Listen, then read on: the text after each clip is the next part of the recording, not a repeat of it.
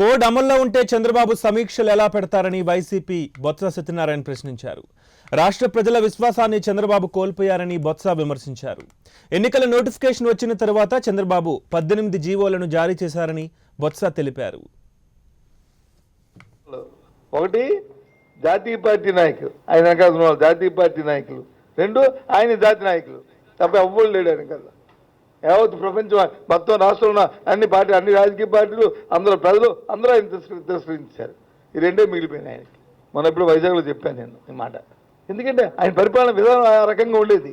ఏ ఒక్కరికి కూడా ఆయన విశ్వాసం తీసుకోలే, ఏ ఒక్కరికి కూడా ఇచ్చిన మాట నిలబెట్టుకోలే. అందరికీ మోసం దగా దీంతోనే ఆయన తాలూకా కార్యక్రమాలు చేశాడు.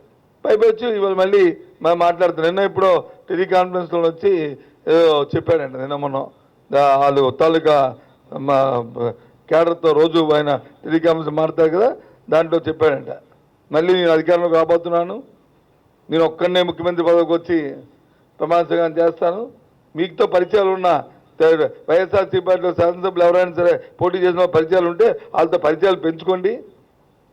మళ్ళీ ఇదొక లాలుచ్చి ఇదొక మోసానికి తర. చంద్రబాబుని అడిగారు, ప్రజలు అమాయకులుగా రాళ్ళతో కొడతారు, రాళ్ళతో పరిగెట్టించేస్తారు ఆంధ్ర రాష్ట్రం నుంచి.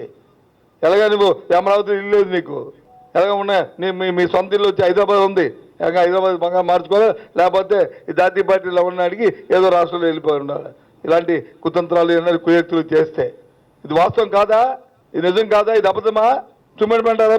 మీరు చెప్పిన డిస్కషన్ని మీరు మాట్లాడాలి తయారుగా ఉన్నారా? మీరు నవ్విపోతారు. ఏంటిది ప్రజాస్వామ్యం అంటే? అంత అపాసం అయిపోయిందా?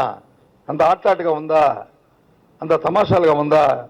ప్రజలంటే ఓటు అంటే ప్రజలు ఓటు ఎక్కుతో వినియోగించుకుని ఓటు ఎక్కుతో గెలిచిన నాయకులు అంటే అంత అమాయకంగా ఉందా?